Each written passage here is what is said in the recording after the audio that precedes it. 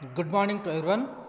आज हम BSc part first में फिजिक्स फर्स्ट मैकेनिक्स में यूनिट फर्स्ट का लास्ट टॉपिक डिस्कस करेंगे and that is Gauss and Poisson equation, Gauss and Poisson का समीकरण। जिस तरह से हम इलेक्ट्रोमैग्नेटिज्म में विद्युत क्षेत्र के लिए गॉस एंड पॉइसन इक्वेशन निकालते हैं, उसी रूप में उसी के अनुसार ग्रेविटी के लिए भी गॉस एंड पॉइसन इक्वेशन होती है। किस तरह से होती है, क्या क्या इक्वेशन से, आइए शुरुआत करते हैं। So we start from the first. माना कि किसी बिंदु O पर द्रव्यमान m का एक कण उपस्थित है, जिस तरह से फिगर में समझाया हमने।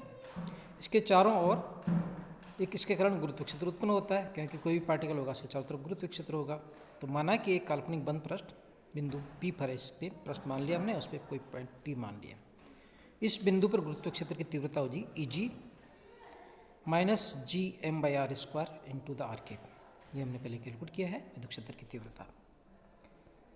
अब यदि P पर मान लो कोई पॉइंट माना हमने, इसके चारों तरफ एक सरफेस एलिमेंट मान लेते हैं, क्षेत्रफल अल्पांश D A vector. So Eg से थीटा एंगल बनाता है। तो इसका मतलब हुआ कि इस Eg का डी की दिशा में जो घटक होगा, कंपोनेंट होगा, वो आएगा En आ जाएगा and that is cos theta. So En equal to Eg cos theta या minus G M R square cos theta.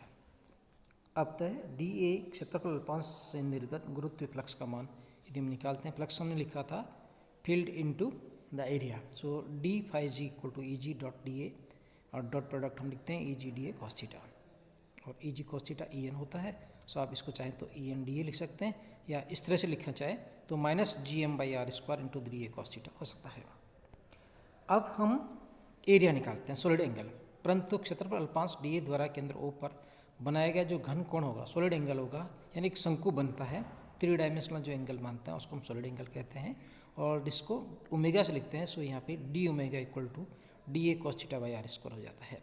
तो गुरुत्व जो फ्लक्स होगा, यदि सब्स्टिट्यूट कर दें हम d A cos theta by R square equation third में, तो जो गुरुत्व फ्लक्स हो जाएगा d phi G equal to minus G M into the d omega.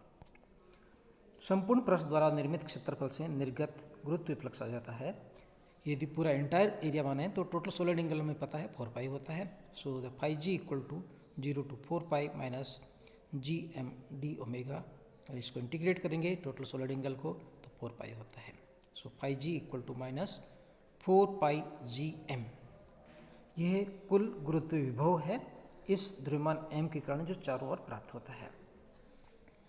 माना कि बंद पृष्ठ में द्रव्यमान समान रूप से वितरित है, और इसका आयतन घनत्व द्रव्यमान प्रति इकाई आयतन रो है।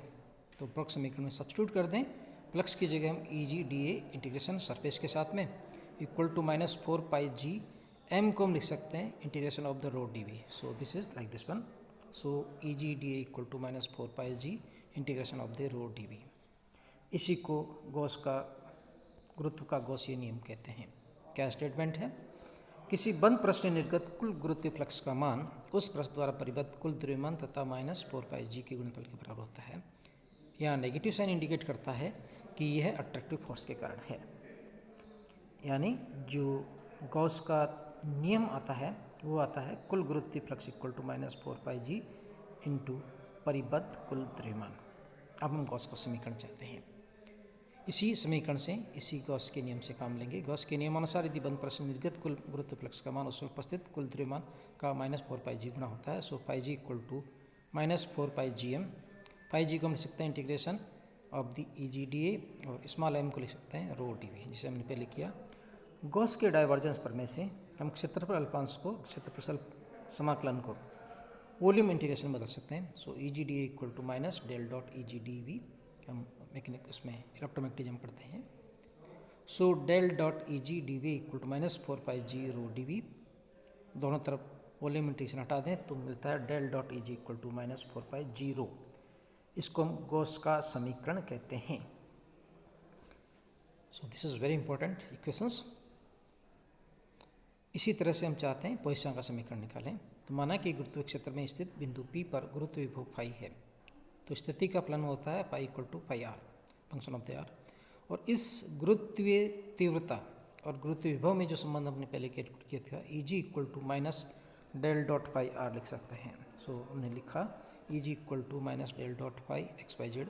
सो डेल को हम लिख सकते हैं I cap del by del X of the phi, J cap del phi by del Y, K cap del phi by del Z. दोनों को सब्स्टिट्यूट कर दें डेल ई जी को, तो ई जी का मान रखने पर मिलता है हमें minus del of del phi by del X I cap del phi by del Y J cap del phi by del Z K cap equal to minus 4π0। And हमें पता है कि डेल की वैल्यू हम लिखते हैं I cap del by del X, J cap del by del Y, K cap del by del Z. I dot I 1 होता है, जे डॉट जे 1 होता है, के डॉट के 1 होता है। सो बाकी सब जीरो हो जाते हैं, तो मिलता है हमें del square phi by del X square plus del square phi by del Y square plus del square phi by del Z square equal to 4π0। और यही हमारा पॉइसन समीकरण होता है। सो क्या है इक्वेशन समझें।